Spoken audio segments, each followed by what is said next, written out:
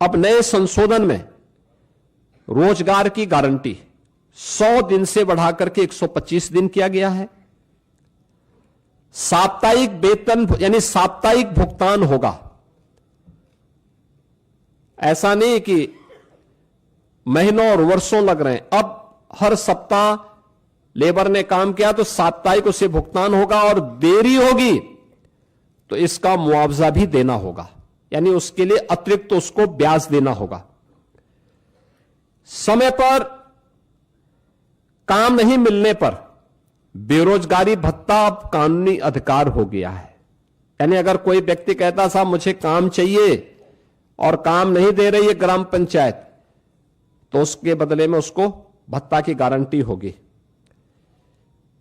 खेती के मौसम में किसानों को मजदूरों की कमी न हो, इसके लिए राज्यों को बुआई और कटाई के समय 60 दिन तक कार्य का विराम देने का अधिकार भी राज्यों को दिया गया है। राज्य तय करेंगे कि कब खेतीबाड़ी का समय है, उस समय मनरेगा के कार्य स्थगित रहेंगे, खेतीबाड़ी के कार्य के लिए लोग पर्याप्त संख्या में लोग मिल पाएंगे, और 125 दिन की गारंटी वर्ष भर में जो भी कार्य करने के इच्छुक हैं उन श्रमिकों को प्राप्त होगा। किसान और मजदूर दोनों के हित इसके माध्यम से सुरक्षित रखने की गारंटी दी गई है।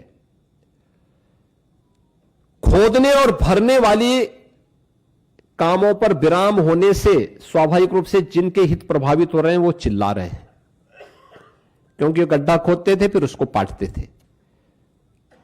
ये प्रक्रिया अब उनके हित प्रभावित हो रहे हैं तो स्वाभाविक रूप से उनका चिल्लाहट होना स्वाभाविक रहे।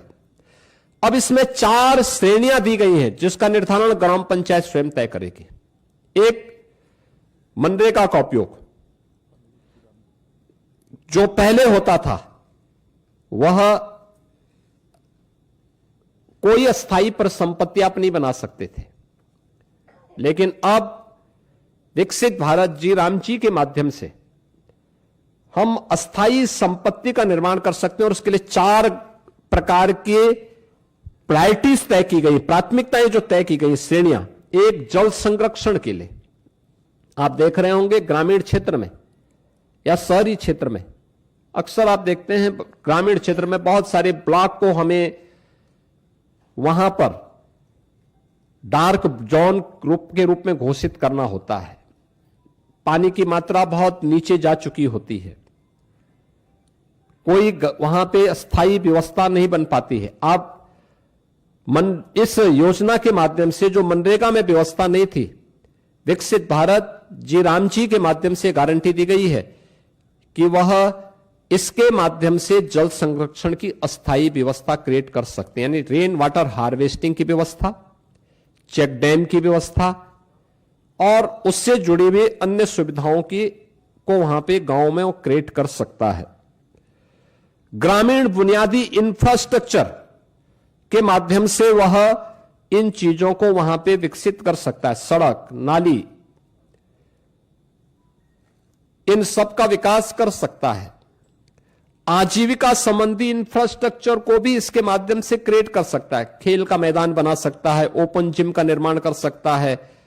गांव के पास पैसा है, गांव के पास लैंड है, गांव की मार्केट मंडी बना सकता है। गांव में सड़कों पे जहां तहां जो मंडी बनी हुई है उसको हटाकर उसको व्यवस्थित रूप से दुकानें बनवा करके एक अच्छे खाली जगह पर उसको अस्थायी रूप से सड़क से हटा करके एक सिस्टम के साथ जोड़ सकता है, जिससे सुरक्षा की गारंटी उस दुकानदार के पास भी हो जाएगी और साथ साथ गांव के पास एक इनकम का माध्यम भी हो जाएगा। इस प्रकार की उसको भी किया जा सकता है। और प्रतिकूल मौसम घटनाओं से निपटने और आपदा तैयारी हेतु भी विशेष कार्य किए जा सकते हैं, यानी बाढ़ प्रबंधन के लिए गांव से जुड़े हुए छोटे छोटे कार्य हैं, उसके लिए शासन पे उनको निर्भर रहना पड़ता है। अब इसके लिए निर्भरता की आवश्यकता नहीं, ये सारी चीजें वहां पर उपलब्ध। आप इस विकसित भारत जी राम जी की इस स्कीम के माध्यम से, इस अधिनियम आपको ये गारंटी